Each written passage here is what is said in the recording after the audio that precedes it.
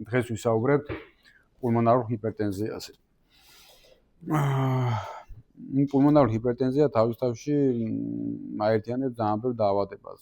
ბევრი სხვადასხვა პათოლოგიით რო შეიძლება გქონდეს პულმონარული ჰიპერტენზია. დავიწყოთ დეფინიციად რა არის, რას ვეძახით, ხო? კლასიკურად დეფინიცია არის, როდესაც საშუალო ფილტვის არტერიის წნევა აჭარბებს 20 მმ ვერცხლისწყლის სვეტს. სიმპტომები რა აქვს? ძალიან არასპეციფიური სიმპტომებია, როგორც წესი არის ადვილად დაღლა, ქოშინი. თუმცა შედარებით სპეციფიური სიმპტომებიც აქვს. და ეს არის ბენდოპნეა, მაგალითად წინ გადახრის დროს ქოშინი და ასევე ფიზიკური დატვირთვის დროს მუცლისა და ქვედა კიდურების შებერილობა. ესეც ერთ-ერთი შედარებით სპეციფიური სიმპტომია. ასევე შეიძლება ახასიათებდეს გონების გარკვაც. პულმონარული ჰიპერტენზია ჰემოდინამიკურად შეგვიძლია განვასხვაოთ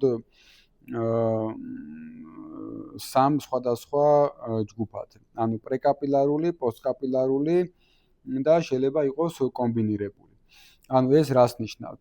აი ნახეთ, ქვევით რაღაც სქემა მაქვს მოცემული, სადაც ჩანს, რომ გულის მარჯვენა კამერები სისხლს აწვის ფილტვებს და ფილტვებიდან უკვე ჟანგბადით გამდიდრებული სისხლი ბრუნდება გულის მარცხენა კამერებში, ხო?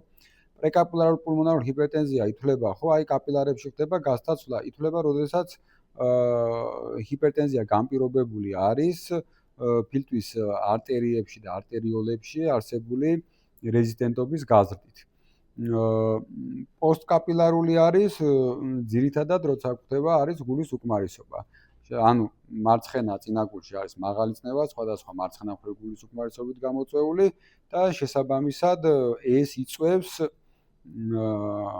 ფილტვის არტერიაში წნევის მატებას, ხო? უფრო აკადემიურად რო განვიხილოთ და ციფრებით რო ვთქვათ, ხო, როდესაც არის პულმონარული ჰიპერტენზია, ანუ 20 მმ/დარგინულზე მაღალი წნევა და მარცხენა წინაგულის წნევა არის 15 მმ/დარგინულზე ნაკლები, ანუ იგივე ფილტვის არტერიის ჩაჭედვის წნევა, ეგრეთ წოდებული, ანუ უпростоრად wedge pressure, მაშინ ითვლება, რომ ესე იგი გულის უკმარისობა ჩვენ არა გვაქვს მარცხენა მხრივი, წნევა მაღალია ფილტვის არტერიაში, ესე იგი არის პრეკაპილარული პულმონარული ჰიპერტენზია.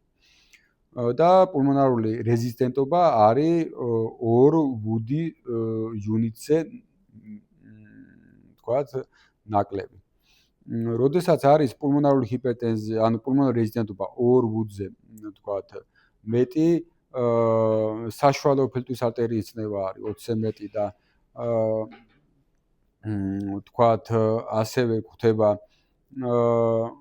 wedge pressure-ც მომატებული და პულმონარული რეზისტენტობაც მომატებული, ესე იგი ორივე შერეული არის. ანუ რეზისტენტობაც მაღალი გვაქვს, wedge pressure-ც მაღალი გვაქვს, ესე იგი არის კომბინირებული პრეკაპილარული და პოსტკაპილარული. თუ პულმონარული რეზისტენტობა მაღალი არ არის და უბრალოდ მაღალი არის ფილტვის არტერიაში წნევა და ამასთან ერთად არის მაღალი წნევა მარცხენა წინაგულში, ესე იგი არის გულის უკმარისობით განპირობებული, ანუ პოსტკაპილარული. ეს დაახლოებით რო ვიცოდეთ, ხო? ახლა რას ვაკეთებთ, როცა პულმონარული ჰიპერტენზიაზე HV გვაქვს ან დადასტურებულია, ხო? ამის ვერქაუთი როგორ ხდება? რა გამოკვლევები უნდა ჩაუტარდეს, რომ კონკრეტულ დიაგნოზამდე მივიდეთ, თუ რამ გამოიწვია ეს? პირველი გვაქვს სიმპტომები. ხო, სიმპტომების შემდეგ ჩნდება HV და სტანდარტულ გამოკვლევებს ვაკეთებთ. ეს არის ფიზიკალური გასინჯვა, ეს არის კარდიოგრამა და ეს არის გულმკერდის რენტგენი. ასევე ტრანსთორაკალური და ტრანსეზვაგული ექოკარდიოგრაფია. ზოგადად ექოკარდიოგრაფია არის ყველაზე მნიშვნელოვანი ამ დაავადების, თქვათ, აღმოჩენაში და დიაგნოსტიკაში, იმიტომ რომ ექოკარდიოგრაფიულად პირველად ვნახულობთ ჩვენ ფილტვის არტერიაში მომატებულ წნევას, ხო? როდესაც HV ჩდება, უკვე უნდა დავიწყოთ ახლა სხვადასხვა დაავადებების გამორიცხვა. პირველ რიგში უნდა გამოირიცხოს ყველაზე ხშირი მიზეზი მაინც არის პულმონარული ჰიპერტენზიის მარცხენა მხრივი გულის უკმარისობა. პირველ რიგში უნდა გამოირიცხოს მარცხენა მხრივი გულის უკმარისობა. რითი უნდა მოვახერხოთ ეს? ექოკარდიოგრაფიულად, ხო? თუ ექოკარდიოგრაფიულად ჩვენ ვნახეთ, რომ კუმშადობაა დაბალი ან რომელიმე სარკმლოვანი პათოლოგია არის, უკვე გასაგებია, რომ ამ პულმონარული ჰიპერტენზიის მიზეზი არის მარცხნივ გულის უკმარისობა, ხო? კიდე რა შეუძლია გამოიწვიოს მაღალი წნევა? ფილტვის პათოლოგიებს. პულმონარული ჰიპერტენზიის ერთ-ერთი მიზეზი არის ფილტვის პათოლოგიები. ამიტომ უნდა გაკეთდეს ფილტვის ფუნქციური ტესტები, სპირომეტრია. ასევე აუცილებელია, რომ გაკეთდეს კომპიუტერული ტომოგრაფია. რატო? ერთი გამოირიცხოს ფილტვის პათოლოგიები, თვითონ ფილტვის ქსოვილის, მეორე ინახოს ფილტვის არტერიები, ხო არ არის იქ თრომბოემბოლია. ან რაიმე ტიპის თანდაყოლილი მანკი, რომლის გამორიცხვაც როგორც ეხოკარდიოგრაფიით შეიძლება, ასევე კომპიუტერული ტომოგრაფიით. ანუ ინტრა და ექსტრაკარდიული შუტი რო ბოლომდე გამორიცხოთ, ორივე უნდა ჩატარდეს, ხო?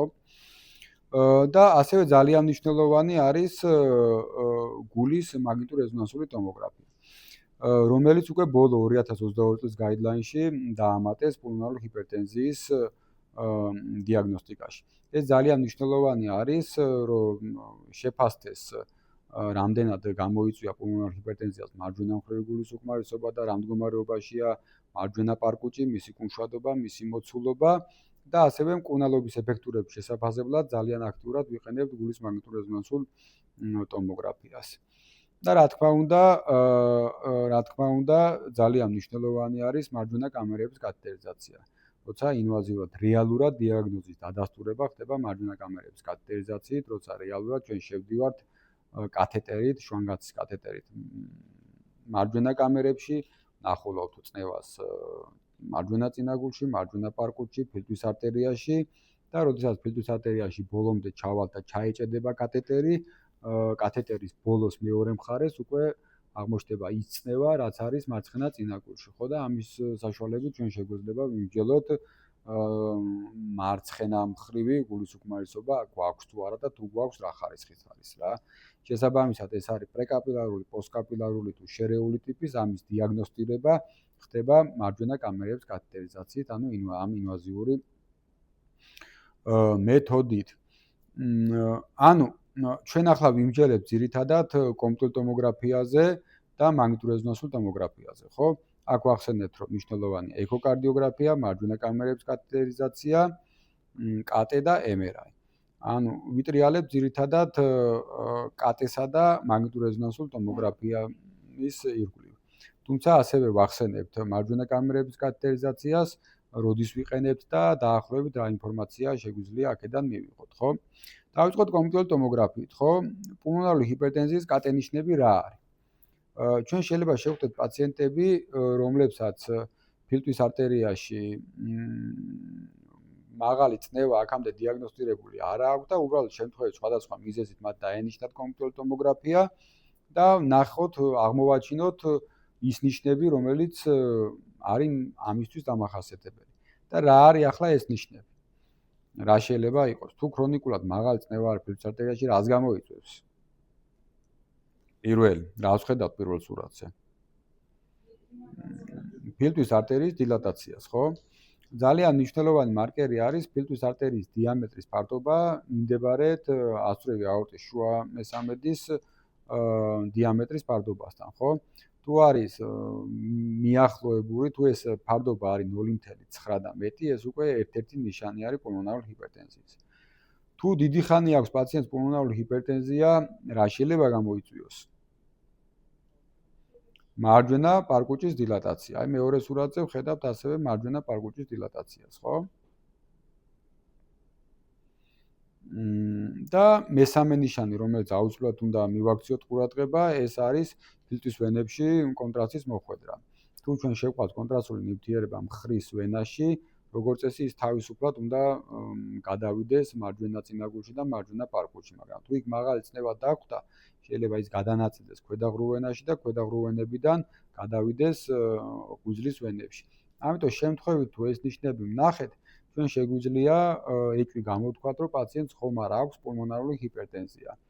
ან ჩვენ თვითონვე უნდა დავიწყოთ ძებნა იმ გადაღებულ კომპიუტერულ ტომოგრაფიაზე კონკრეტული მიზეზების, რომლებსაც შეუძლია ფილტვის არტერიაში მაღალი წნევის გამოწვევა. მოდი ჩამოვთვალოთ ეს მიზეზები, აი რა შეიძლება ვნახოთ, აი რა შეიძლება იყოს, აი როცა პულმონარული ჰიპერტენზიაზე გვაქვს საუბარი, აი რა მოგვდის თავში, აი რა. როგორ? ნუ კაი, ერთი იდიოპათიური. კიდე უფრო ყველაზე ხშირი რა იქნება? თრომბოემბოლია. აი, კი ბატონო. პირველი თრომბოემბოლია. კიდე ფილტვის ნახეთ, ფილტვის ქრონიკული დაავადებები, რომლებიც იწვევენ ჰიპოქსიას. თუ პაციენტს ისეთი ქრონიკული ფილტვის დაავადება აქვს, ან ფიბროზი, ან COPD, ამათ შეუძლიათ გამოიწვიოს პულმონარული ჰიპერტენზია, ხო? ასევე მარცხენა მხრევი გულისუკმარისობა. რაზეც უკვე ვისაუბრეთ, ხო? მარცხენა მხრევი გულისუკმარისობის ნიშნები ჩვენ შეგვიძლია კომპიუტერულ ტომოგრაფიაზე ვნახოთ, ხო? რა არის ეს? გასქელებული ინტერლობულარული ზგიდეები, პლევრალური ეფუზია და გაძლიერებული სურაფილტვის არტერიების სიზაღოვანი სურათი, ხო? ავა კიდე გულის თანდაყოლილი მანკები. გულის თანდაყოლილი მანკები, როცა არის შუნტი მარცხნიდან მარჯვნივ, ეს იქნება წინაგულთა შუაზგიდის დეფექტი თუ პარკულთა შუაზგიდის დეფექტი.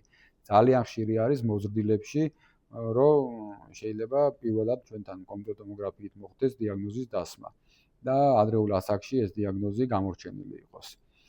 ამაზეც კიდე ცალკე შევჩერდებით. კიდე პირველადი პულმონარული ჰიპერტენზია რაც შენ თქვი, სანდრო, ხო? ანუ როცა არც ერთი მიზეზი არ არის და უბრალოდ პულმონარული ჰიპერტენზია არის პირველადად ფილტვის არტერიების პათოლოგიით განპირობებული.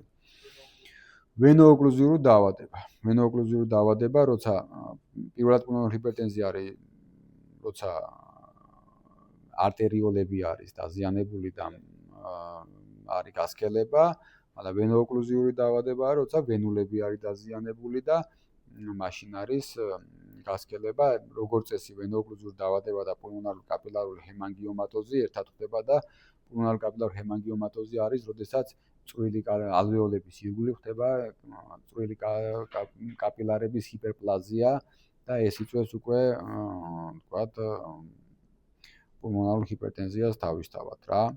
ასევე პორტული ჰიპერტენზია. ერთ-ერთი საკმაოდ ხშირი მიზეზი არის პულმონარული ჰიპერტენზიის. ასეც ცალკე აღებული თორე პორტული ჰიპერტენზიის დაახლოებით 1-დან 5%-მდე პაციენტებს ემართებათ რეალურად პულმონარული ჰიპერტენზია. და ონკოლოგია, სხვადასხვა ტიპის ონკოლოგიებს სხვადასხვა დოზით შეუძლიათ გამოიწვიოს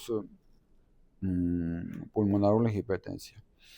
ახლა მე თქვენ განახებთ კომპიუტერულ ტომოგრაფიებს და მოდი ყველამ ერთად გამოვიცნოთ აი აქ ჩამონათვალიდან რომელი პათოლოგია შეიძლება იყოს, ხო? დავიწყებთ მარტივებით და მე ნელ-ნელა გავართულოთ. აი პირველ სურათზე რას ხედავთ? აი ეს რა არის? პირველ ორ სურათზე. ნახეთ, ეს არის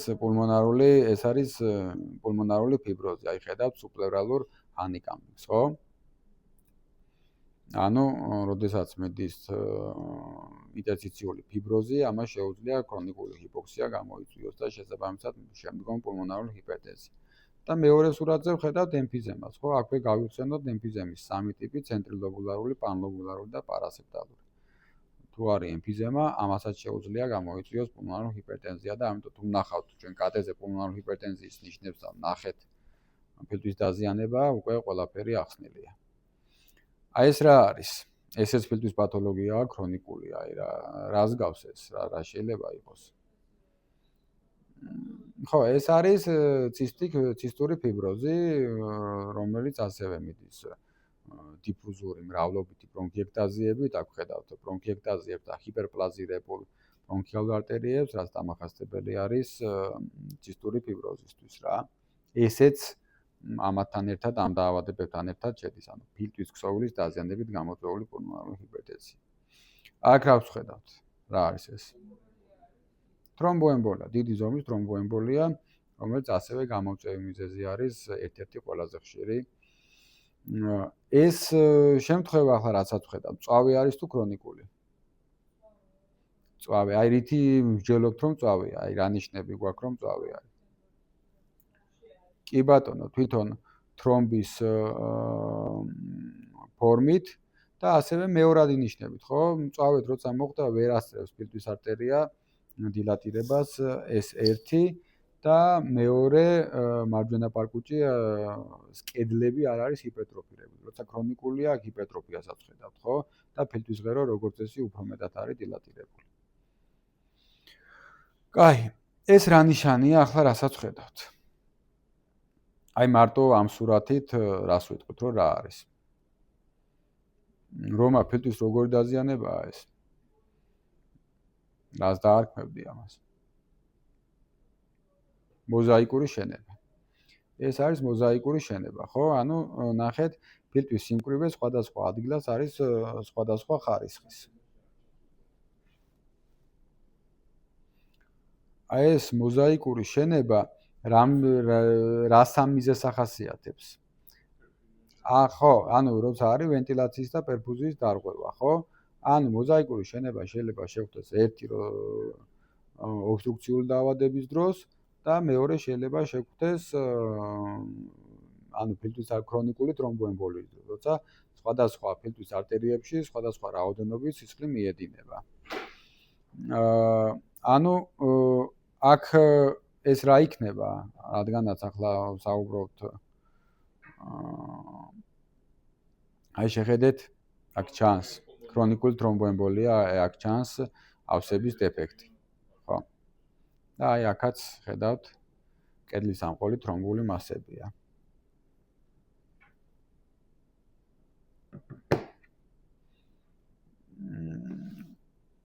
აი აქ კიდევ უფრო კარგად ჩანს კედლის ამყოლი თრომბული მასები. როცა მწვავე თრომბოემბოლია სანათურში როგორც წესი სანათურს აქვს თვითონ გამავალ სანათურს აქვს ნახევარმთვარის ფორმა. როცა მწვავე თრომბოემბოლია არის და როცა ქრონიკული თრომბოემბოლია თვითონ თრომბს აქვს ნახევარმთვარის ფორმა. და ამითაც შეგვიძლია ჩვენ გავარჩიოთ მწვავე ქრონიკულისგან. ძალიან ხშირი არის ქრონიკულ თრომბოემბოლიაზე კიდე ზედდადებული მწვავე პულმონარული ემბოლიაც. ანუ ეს დიაგნოზი არის ქრონიკული თრომბოემბოლია. შემდეგი, აქ რას ვხედავთ, ეს რა იქნება? კი ბატონო, ეს არის მარცხენა მხრევი გულის უკმარისობა, ხო? გასქელებული ინტერლობულარული ზგიდეები, გაძლიერებული სირთსაღოვანი სურათი და პლევრალური ეფუზია. ეს არის მარცხენა მხრევი გულის უკმარისობა. აქ რას ვხედავთ?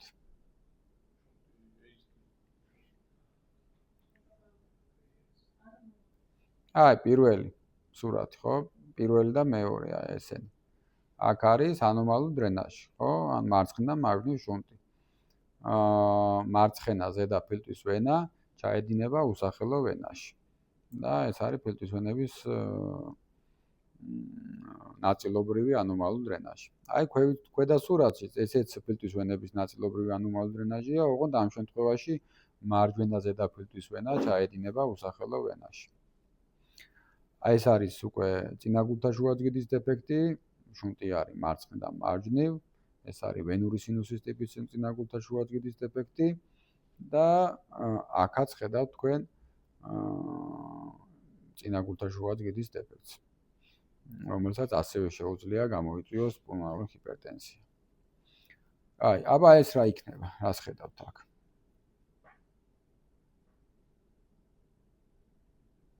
კარტულდა.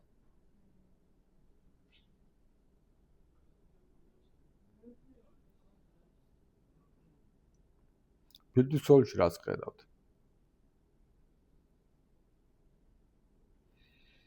არაფერს. ნორმაა.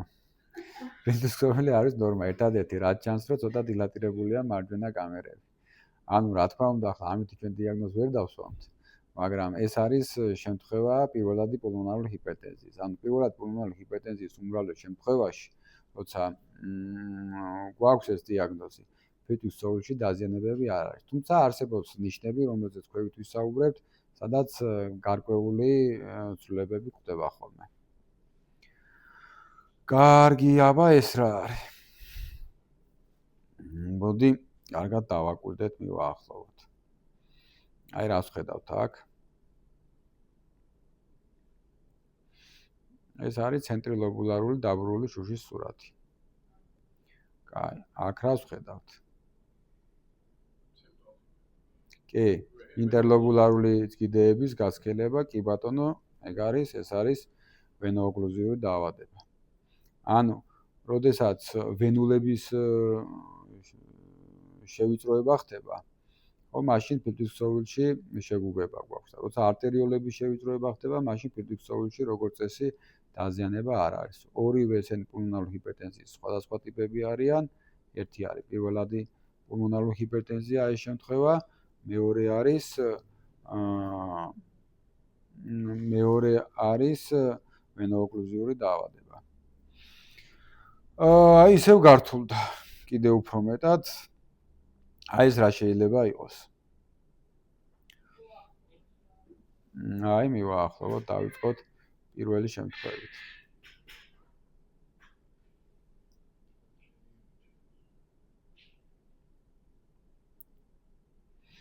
აი, ნახეთ, აი ყველა დეტალს დავახურგებთ. ეს პირველი სურათი არის. ჩავიდეთ მეორე სურათზე.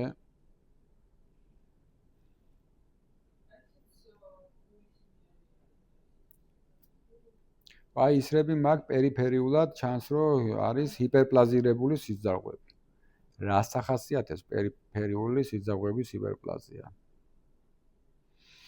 აი აქ უკვე ბევრი უფრო მეტი ინფორმაცია გვაქვს ამ სურათზე, რითიც შეგვიძლია ვთქვათ, რაზე შეიძლება ეჭვი მივიტანოთ.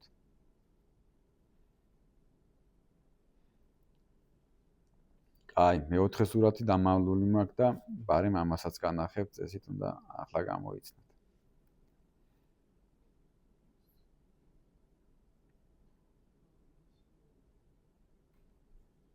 შოთა რას ფიქრობ? კი, პორტული ჰიპერტენზია, კი. პორტული ჰიპერტენზიას ახასიათებს, ახლა ეს არ არის ძალიან სენსიტიური და სპეციფიკური ნიშანი, მაგრამ პორტული ჰიპერტენზიის დროს არის სუბპლევრალურად ჰიპერპლაზირებული სიძაღვები. რაც ერთ-ერთი ნიშანია და როცა ეს გაქვს, მაგალითად ღვიძლის ციროზიან პაციენტში, ვისაც ასციტი აქვს, ხო? თუ ნახეთ სუბპლევრალური სიძაღვიანი ჰიპერპლაზია, უკვე ჩვენ კატეტივე შეგვიძლია, შეიძლება ღვიძლს ვიღებთ საერთოდ და მოყვა ფილტვის ქსოვილი, ხო? ჩვენ კატეტივე შეგვიძლია ეჭვი მივიტანოთ პორტულ ჰიპერტენზიაზე. ნუ, ჩამოვთვალეთ ახლა ბევრი მიზეზები, მაგრამ ამათ აქვთ ეს ყველაფერი რაღაც სისტემაში უნდა მოვაქციოთ და რეალურად გვაქვს დაჯგუფებული პულმონალური ჰიპერტენზია 5 სხვადასხვა ჯგუფად. ესენი არიან ფილტვის არტერიული ჰიპერტენზია, პირველი ჯგუფი. მეორე ჯგუფი არის ფილტვის ჰიპერტენზია გამოწვეული მარცხენა მხრივი უკმარისობით. ყველაზე ხშირი ეს არის, დაახლოებით 70% პაციენტებში არის მარცხენა მხრივი გულის უკმარისობა, რაც იწვევს პორტულ პულმონარულ ჰიპერტენზიას. მესამე ჯგუფი არის, როცა ფილტვის დაზიანებებით არის განპირობებული პულმონარული ჰიპერტენზია. მეოთხე ჯგუფი არის თრომბოემბოლიით განპირობებული და მეხუთე ჯგუფი არის ან ჰემატოლოგიური დაავადებებით, ან სისტემური დაავადებებით, ან მულტიფაქტორული, ან დაუდგენელი. აქაც ეს ერთ-ერთი ყველაზე იშვიათი არის.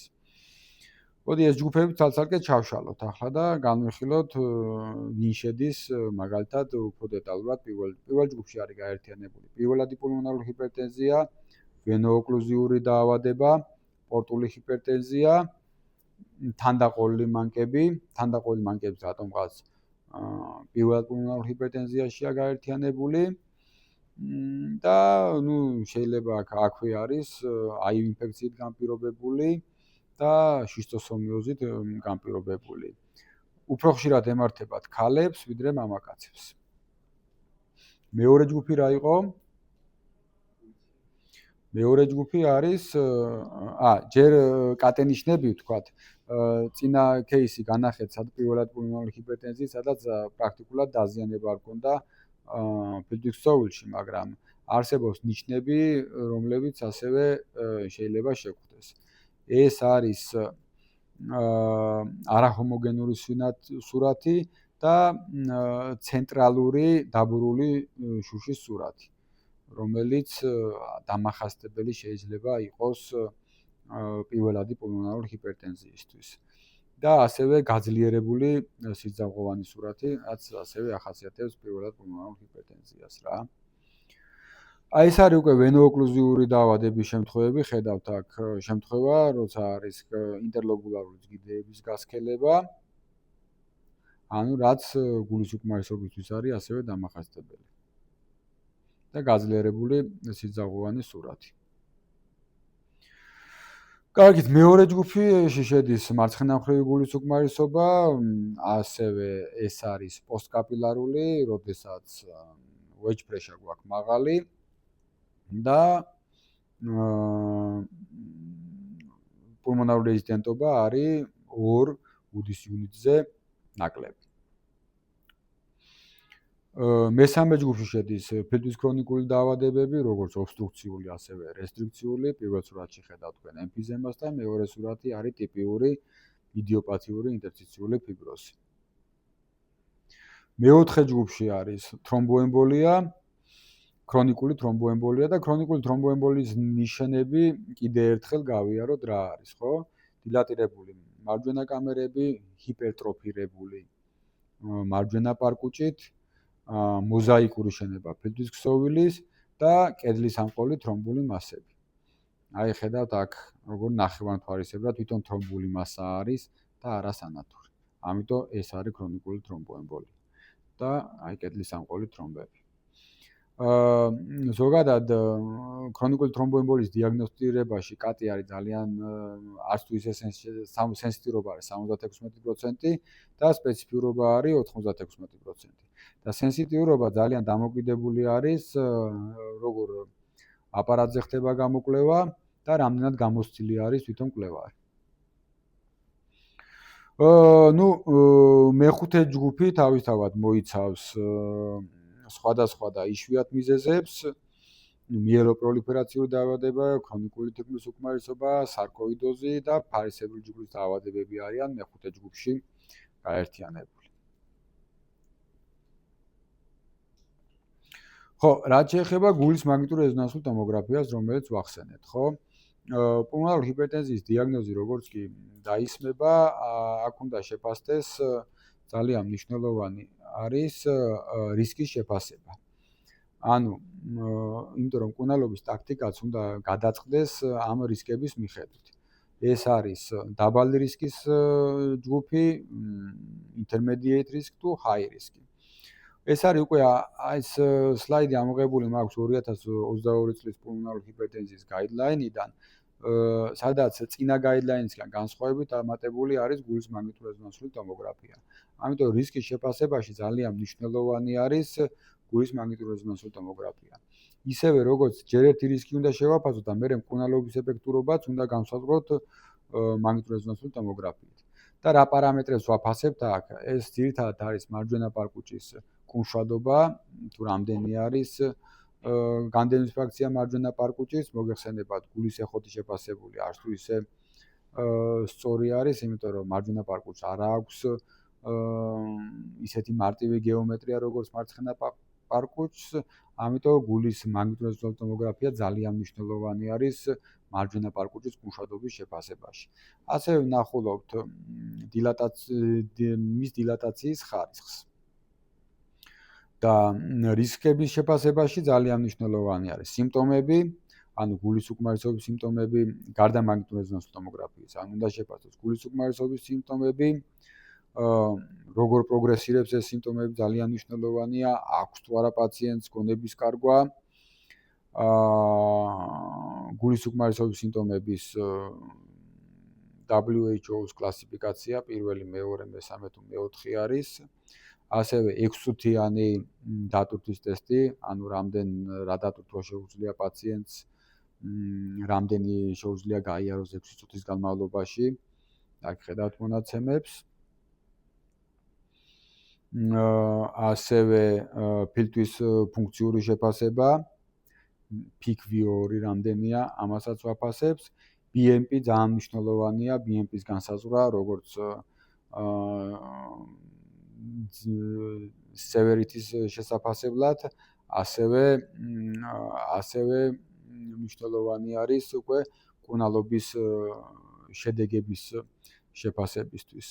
და ეკოკარდიოგრაფია თავისთავად და ჰემოდინამიკურად უკვე ინვაზიურად როგორ ვზომავთ ჩვენ ამ ყველაფერს, ხო?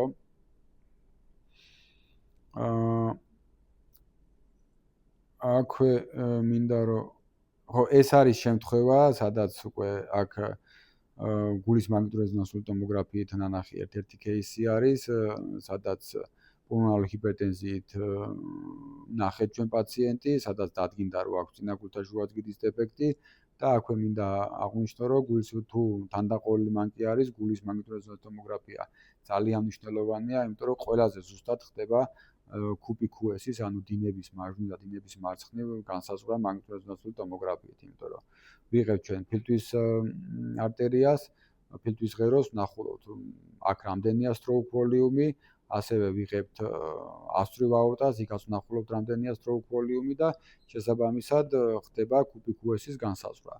აქ ახლა ცალსახაა რომ ეს პაციენტი საოპერაციოა, მაგრამ არის შემთხვევები, როდესაც არის მცირე ზომის ფილტვის ვენების ანომალური დრენაჟი და იქ ძალიან მნიშვნელოვანია ზუსტად განისაზღვროს კუპი QS-ი, რათა გადაწყდეს ტაქტიკა ჩარევა არ ჩარევის რა. თუ 1.6 მეტი არის კუპი QS-ი, მაშინ ქირურგიული ჩარევა არის აუცილებელი.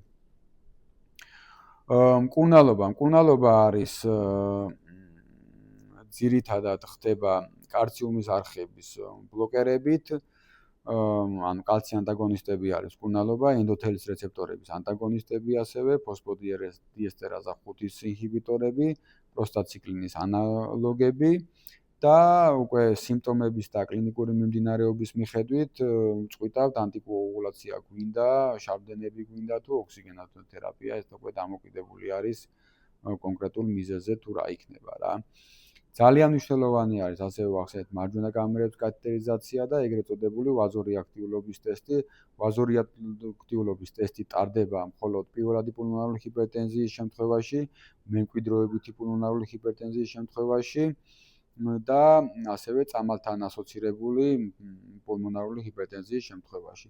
ვაზორეაქტიულობის ტესტი დადებითი არის თუ ანუ ვაზორეაქტიულობის შემთხვევაში ვიყენებთ ინჰალაციურ ენოს ან ინტრავენურ პროსტაციკლინეს აგონისტ ეტოპროსტერენოლს და თუ თქვათ ამ მედიკამენტების ფონზე მოხდა ფილტვის არტერიის საშუალო წნევის 10 მმ ჰიდრალგირუნზე მეტად ყლება, ესე იგი ვაზორეაქტიულობის ტესტი არის დადებითი. ოღონდ ეს კლება უნდა მოხდეს ისე, რომ გულის კარდიაკ აუტპუტი არ უნდა შემცირდეს, უნდა დარჩეს იგივე ან მოიმატოს რა. თუ შემცირდა, მაშინ ითვლება, რომ ვაზორეაქტიულობის ტესტი არის უარყოფითი. და ვაზორეაქტიულობის ტესტი გვჭირდება იმდენად, რამდენადაც გვინდა განსაზღვროთ კალცი ანტაგონისტები უნდა დავნიშნოთ ამ პათოლოგიების დროს თუ არ უნდა დავნიშნოთ რა.